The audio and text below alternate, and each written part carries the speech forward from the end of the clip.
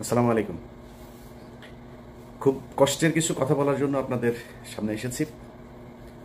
5 তারিখের পরে আসলে ইউটিউবে কথা বলতে হবে এটা চিন্তা করি নাই। মনে করেছিলাম যে 5 তারিখের পর দিনই দেশে যাব, যেদিন পতন হবে তার পরের দিনই দেশে যাব, পরে বলতে তার পরপর দেশে যাব আর কি।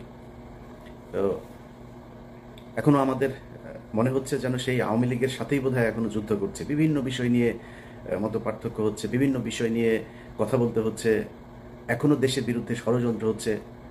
যে জিনিসগুলো না চাইতেই পাওয়ার কথা সেই জিনিসগুলো এখন আবার চাইতে হচ্ছে, সেটার জন্য প্রতিবাদ করতে হচ্ছে, রাস্তায় নামতে হচ্ছে। গতকালকে একটা ভিডিওতে আসিফ নজরুলের সৌদি আরবে গিয়েছেন এক ব্যক্তি, তিনি ফেসবুকে তার পোস্ট করেছেন যে আসিফ নজরুলকে পিছনে নিয়ে এইভাবে আপনার মানে ফোনটা সামনে ধরে এইভাবে বলছে যে এই যে আসিফ নজরুল এই প্রবাসীদের রেমিটেন্স যোদ্ধাদের টাকা মেরে দিয়ে তারপরে হজ করতে এসেছেন। আসিফ নজরুল দেখছি সেই ভিডিও থেকে আপনার আস্তে আস্তে সরে যাচ্ছেন, হ্যাঁ, মানে পাশ কাটাতে চাচ্ছেন। তো আসিফ নজরুল, কে ভালো কে খারাপ, কে ঠিক আর কে বেঠিক, এটা আল্লাহ একদিন জাজ করবে। শুধু এতটুকুই বলে রাখলাম, এই 5 তারিখের পরের যে সুযোগ আপনারা শুধু হাতছাড়া করেন নাই, ইচ্ছাকৃতভাবে এই সুযোগটাকে ধ্বংস করেছেন, এর বিচার, এর শাস্তি আপনাদেরকে এই পার অথবা ওই পারে পেতেই হবে।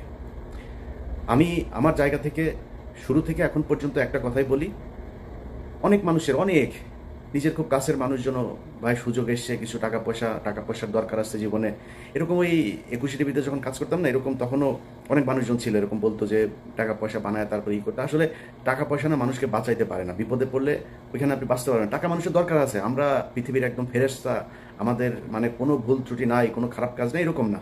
আমার জীবনেও খারাপ কাজ আছে, চেষ্টা করেছি।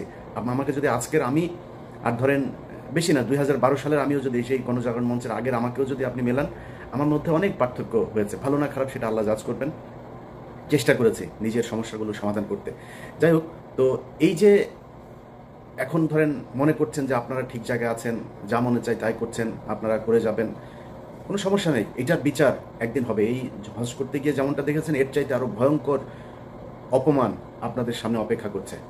আমাদেরও সমস্যা আছে, জীবনের ঝুঁকি আছে। আমি মনে করি আমার জীবনের হয়তো বেশিরভাগ সময়ই হয়তো আমার কষ্টে কাটাইতে হবে। কারণ মানে আমার তো ধরেন যারা ভালোবাসে তারা তো সাধারণ মানুষ, তারা তো শক্তি নাই। আমাকে যারা মানে অপছন্দ করে বা যাদের বিরুদ্ধে কথা বলেছে তারা তো শক্তিশালী। সো তাদের ব্যাপারে মানে কথা বলতে গেলে, তাদের বিরুদ্ধে যদি করি, সেটার তো শাস্তি তো আছে, সেটার জন্য হয়তো কোনো এক সময় সে শাস্তি পেতে হবে। যাই হোক, যেটাই হোক, আল্লাহর কাছে দোয়া করি যেন আল্লাহ ইমান ঠিক রাখেন এবং মানে ধৈর্য ধরে যেন যে কোনো শাস্তি মোকাবেলা করতে পারি, এতটুকু, এর বাইরে আর কোনো কিছু না। তো আজকে যে বিষয়টা নিয়ে কথা বলতে এসেছি সেটা হচ্ছে, ধরেন গতকালকে একটা দেখলাম, একজন রিক্সা চালক মারা গিয়েছিল, যে রিক্সা চালক সবাইকে ধরে ধরে নিয়ে যেয়ে তারপরে আপনার হসপিটালে দিয়ে আসতো। সেই লোকটার স্ত্রী গত সপ্তাহ থেকে তিনি ভিক্ষাবৃত্তিতে নেমেছেন, ভিক্ষা করে খাচ্ছেন। তো সমন্বয়ক যে কজন আছেন, যারা ছাত্র নেতা, যারা ছাত্রদের থেকে উপদেষ্টা হয়েছেন, আমি তাদেরকে সরাসরি এই কথাগুলো বলেছি। এই এই প্ল্যাটফর্মে আমি ওপেন এই কথাগুলো বলতে চাই। দেখেন, ধরেন এই যে এই ছাত্রদের ভবিষ্যৎটা আসলে কি, তারা কি চায়? তারা যদি মনে করে যে আমাদের হাতে হাজার হাজার লক্ষ লক্ষ কোটি কোটি টাকা আসবে, আমরা এই কোটি কোটি টাকা দিয়ে তারপরে রাজনৈতিক দল গঠন করবো, এরকম দু একজনের কাছে শুনেছি। ধরেন একজনের কাছে টাকা পয়সা চেয়েছে বা কোনো এক জায়গায় টাকার লেনদেন হয়েছে, সেখানে শুনছি যে মানে ছাত্রদের প্রচুর টাকা পয়সা তারা ফান্ড কালেক্ট করার চেষ্টা করছে। এটা রাস্তা না। আপনি কত হাজার কোটি টাকার মালিক হবেন? জামায়াত হচ্ছে ব্যাংকের মালিক, বিশাল বিশাল আর্থিক প্রতিষ্ঠানের মালিক। বিএনপির এরকম নেতা আছে যারা কিনা আওয়ামী লীগের সময় যত টাকা মান্থলি ইনকাম করতো, তাদের ব্যবসা প্রতিষ্ঠান, ব্যাংক, বিমা কোনো কিছুই বন্ধ হয়নি। এরকম অনেক নেতা আছে। আওয়ামী লীগের পরিবারের সাথে তাদের পরিবারের বৈবাহিক সম্পর্ক হয়েছে। তাদের সাথে আপনারা টাকা নিয়ে পারবেন? কত টাকার মালিক হবেন বলেন আপনি? টাকা পয়সা দিয়ে নতুন করে কোনো রাজনৈতিক দল আপনি দাঁড়ায় যাবেন, এই সুযোগ নাই। কিন্তু একটা সুযোগ আপনাদের হাতে এসেছিল, সেটা কি? এই আগস্টে যেই বিপ্লব হলো, এই বিপ্লবে সারা দেশের মানুষ আপনাদের পক্ষে এসেছিল। এবং আমি নিজেই আমার চ্যানেলে আমি ভিডিও বানিয়েছি। এখন আমি বলছি না যে আমি নির্বাচন চাই, আমি নিজে বলেছি 20 বছর 25 বছর যত বছর মনে চাই ইউনূস সরকার ক্ষমতায় থাকুক। আমরা এখানে উদযাপন করেছি, মনে করেছিলাম যে আমরা বোধহয় স্বাধীন হয়ে গিয়েছি। মিথ্যা, সব কিছুই ভুল ছিল। এই স্বাধীনতার ঠিক আগের যে সময়টা ছিল সেই সময় আপনাদের সাথে বাংলাদেশের মানুষ যেইভাবে এসেছিল আপনারা তাদেরকে রাখতে পারেন নাই। কেন পারেন নাই? কয়েকটা মানে খুব বড় করে 2-3টা জিনিস বলি। দেখেন পরিবর্তনটা হয়েছে কোথায় আমাকে বলেন। আজকের যে বাংলাদেশ, এই বাংলাদেশের সাথে যদি আপনি শেখ হাসিনার বাংলাদেশকে মেলান, মানে কম্পেয়ার করেন, আচ্ছা কম্পেয়ার করলে ধরেন একটা সাধারণ মানুষকে যদি আপনি জিজ্ঞেস করেন তার যে জিনিসপত্রের দাম কিনে খেতে হয় সেটা কি কমেছে? এটা সমস্যা নাই। একটা নতুন সরকারের জন্য ধরলাম 1 বছর 2 বছর তারা কষ্ট করবে, কোনো সমস্যা নাই, কষ্ট করুক, কিন্তু সেটার জন্য তো আপনার কিছু করতে হবে, তাই না? একজন মানুষ মনে করেন যে বিদেশে যাবে, তার বিদেশে যাওয়ার জন্য আগে কয় টাকা দিত সে? আগে যদি নাকি মনে করেন সৌদি আরবে যেতে 7 লাখ টাকা, 6 লাখ টাকা, 5 লাখ টাকা দিত, তাহলে আগের সরকারের সমস্যা ছিল, দুর্নীতিগ্রস্ত ছিল, তারা বিভিন্নভাবে দালাল টালাল এইসবই করে টাকা পয়সা করতো। এই জন্য ইন্ডিয়াতে যেতে লাগে 1 লাখ টাকা, 1.5 লাখ টাকা, আমাদের এখান থেকে 7 লাখ টাকা লাগে। মালয়েশিয়াতে যেতে 60,000 70,000 টাকা লাগে, আমাদের এখান থেকে লাগে 5 লাখ টাকা। ওমান, কাতার, দুবাই, মধ্যপ্রাচ্যের সব দেশে একই অবস্থা। এখন বৈষম্য কাটানোর জন্য বৈষম্য বিরোধী আন্দোলন হয়েছে, মানুষ রক্ত দিয়েছে। সেই বৈষম্য শেষ করার পরে তাদের তো কম লাগবে টাকা, তাই না? আসলেই কি লাগছে? তাহলে এটার দায় কার? এটার জন্য তো আপনাকে জবাব দিতে হবে। আপনি যেটা শেখ হাসিনা পারেন সেটা আপনি করে দেখাবেন। এই জন্যই তো আপনাকে পরিবর্তন করে আনা হয়েছে। মানে সব কিছুর পর আমি যে যুক্তি দেখাচ্ছি এটাতে আবার আওয়ামী লীগের খুশি হওয়ার কিছু নাই। তোদের আসলে মানে তোদেরকে নিয়ে মানে কথা বলার মতো এই এই মানে রুচিটাও, তোদের নিয়ে কথা বললেই মেজাজ খারাপ হয়ে যায়, গালাগালি করতে ইচ্ছা করে। তোরা তো মানুষ না।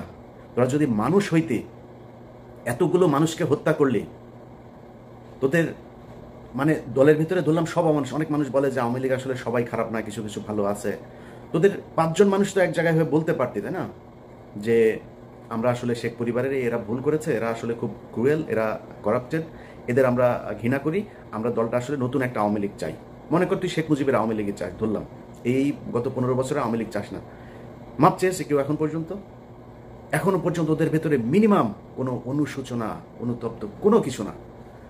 ওরা আবার করে, আবার আসবে, আবার ওইরকম করবে। এখন ওদেরকে সুযোগ করেও দিচ্ছে, এই সরকারই দিচ্ছে। সব কিছু যদি বাদ দেন, আপনি প্রবাসীদের টাকা পয়সার কথা বলেন, পুলিশের এখন পর্যন্ত আপনি জানেন আগের চাইতে বেশি ঘুষ দিতে হয় একজন ওসিকে একটা নিতে হইলে, একজন এসপিকে বদলে নিতে হলে, ভালো একটা পোস্টিং নিতে হলে। পুলিশের বউ, ঊর্ধ্বতন কর্মকর্তাদের বউ পর্যন্ত মাঠে নেমেছে টাকার কালেকশনে। একজনের বউয়ের ফোন রেকর্ডও আছে, এক ওসির সাথে কথা বলছে, নিজে করে, নিজের পরিবারের খুব নিকট আত্মীয় দিয়ে তারপরে ওসির সাথে ডিল করায়। তাহলে পরিবর্তন কি? এখন এগুলো সব কিছু নিয়ে কথা বলতে গেলে না মানে সবারই মনে হয় সমস্যা হচ্ছে না, আমার একাই মনে হয় সমস্যা হচ্ছে। এই কারণে গতকাল আমার ফেসবুকের একটা পোস্টেও দিয়েছি যে খামাখা এত শত্রু বাড়ায় লাভ কি? সবার যেহেতু সমস্যা হয় না, আমার একা একা সমস্যা গেলে আমারও তো ইচ্ছা করে। এই জন্য চিন্তা করেছি যে সবার সাথে মিলমিশ করে তারপরে যা হয় হোক, দেশে যাব, দেশে যায় ভাই আমার ইউটিউবে এখন যে ইনকাম, এখানে বসে আমার ইউটিউবে যদি 5 লাখ 6 লাখ টাকা ইনকাম হয় তাও তো আমার হয় না, কারণ এখানে তো খরচ বেশি। আমি বাংলাদেশে 2 লাখ টাকা ইনকাম হলে আমি আরামে বিশাল মানে রাজার মতো চলতে পারবো। আমি কেন এখানে কষ্ট করব? কেন আমি সরকারের সাথে, সেনাবাহিনীর সাথে, পুলিশের সাথে, বিভিন্ন রাজনৈতিক দলের সাথে কেন ঝামেলা করবো? কারণ যেহেতু সমস্যা হচ্ছে না, তাহলে আর কি সমস্যা নাই। এই কষ্ট থেকেই কথাগুলো বললাম। এখন পুলিশ থেকে শুরু করে সব জায়গাতে সমস্যা, সব কিছু যদি বাদ দেন, সব বাদ। আচ্ছা যেই হত্যাগুলো হইল এটার ব্যাপারে মিনিমাম একটা ইতে যাওয়া দরকার ছিল, জান নাই। এখন এই যে ছাত্ররা মনে করছেন যে আপনারা টাকা পয়সা করে তারপরে বিশাল আকারে একটা মানে এই ফান্ড তৈরি করে তারপরে রাজনৈতিক দল গঠন করবে, নতুন দল, এই মাসেই সম্ভবত আপনাদের নতুন দল আসবে। আপনার দলে মানুষ আসবে কেন আমাকে বলেন? কিসের জন্য আসবে? কোনো একটা কারণ থাকতে হবে তো। আপনি অন্য দলের চাইতে কোন জায়গায় ভিন্ন যেই কারণে আপনার দলে আসবে? সেটা আসতে হলে অন্তত আমি মনে করি 2টা কাজ করতে হইতো। 1 নম্বর, এই যে আওয়ামী লীগের যেই হত্যা মামলার আসামিগুলো, চিরুনি অভিযান চালায় প্রতিটা আসামিকে ধরতে হবে। ধরার পর তারপরে তাদের বিচার কি হবে, কে নির্দোষ কে দোষী সেটা পরে আপনি করবেন, বিচার হবে, তদন্ত হবে, চার্জশিট যাবে, মামলার প্রক্রিয়া চলবে। যে দোষী হয় সে দোষী, যে নির্দোষী হয় সে খালাস পাবে, ছাড়া পাবে। কিন্তু আমাদের চোখের সামনে ঢাকা শহরের ওই সময় টিভির মতো জায়গায় 7 জন খুনি মামলার আসামি, 2-3 মামলার আসামি পর্যন্ত ধরা পড়ছে। মুন্নি শাহ ধরা পড়ার পরে ছাড়া পড়লো। আরে ভাই খেলা নাকি? মানে হত্যা মামলার আসামি আপনি ধরছেন, মন চাচ্ছে ছেড়ে দিচ্ছেন। হত্যা মামলার আসামিকে পুলিশ ওসিকে বলছে যে ভাই এখানে আসামি আছে, আসামি ধরেন, বলে ঊর্ধ্বতন কর্মকর্তার ছাড়া ধরা যাবে না। এই যে সিটিটিসি, আপনার এই যে সিটিটিসিতে আসাদুজ্জামান, তারপরে আসাদুজ্জামানের সাথে ওর এক স্টেনও ছিল নজরুল, হ্যাঁ, সে কয়েকদিন আগে আমার নিয়ে ফেসবুকে পোস্ট করেছে। পুলিশের একজন এসআই সে আমার নিয়ে ফেসবুকে পোস্ট করে, মানে চ্যালেঞ্জ করে, তারা ধরতে পারবে না। শুনছি আর আবার এই বিভিন্ন তদবির করে চাকরিতেও ঢুকছে, ডিবি, তারপরে রাব্বানি, গোলাম রাব্বানির ভাই পর্যন্ত এখনো পুলিশে চাকরি করে। তাকে নিয়ে আপনি যুদ্ধ করবেন বলেন? কালকে যদি শেখ হাসিনা বলে যে আমি দেশে ঢুকে যাব, আওয়ামী লীগের লোকজনের যদি, আওয়ামী লোক তো কারো তো আপনি ধরেন নাই, কয়টা ধরেছেন আপনি? সব তো এলাকাতে আছে। যদি বলে ধরে যাব, আওয়ামী লীগ এখন বিএনপির পেছনে, জামাতের পেছনে যায় যোগ দিচ্ছে। আপনার কি মনে হয় ওরা বিএনপি করে ফেলেছে, জামাতের আদর্শ নিয়ে নিয়েছে? ওরা তো আওয়ামী লীগই। ওরা যখন দেখবে আপনার পেছনে পেছনে রাজনীতি করা লাগে, যখন দেখবে হাসিনা ঢুকেছে দেশে, ওরা হাসিনার পেছনে রাজনীতি করবে, ওরা ওদের ঝাঁপায় পড়বে আবার ফের। আর এটার জন্য যদি নাকি মনে করেন ঠেকানোর জন্য প্রশাসন, সচিবালয়, কোন জায়গায় আপনি নিয়ন্ত্রণ নিয়েছেন আমাকে বলেন? কথা বললে অনেকে কষ্ট পাবেন, জামাত কষ্ট পাবে, বিএনপি কষ্ট পাবে, আমি কোনো রাজনৈতিক দলকে বলতে চাই না, কিন্তু সারা দেশে চাঁদাবাজি চলছে, সারা দেশে চলছে একদম।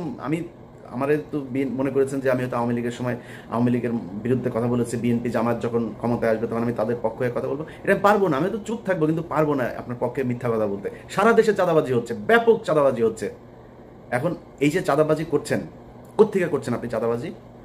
হাটে ঘাটে, ওই বাস স্ট্যান্ড, ওই গরুর বাজার, ওই হাওর বাওর, এই যে সব লিস্টি যেগুলো নিয়ে আপনারা দখলে নিয়েছেন, দখলে নিয়ে কি করছেন? ওইখানে চাঁদাবাজি।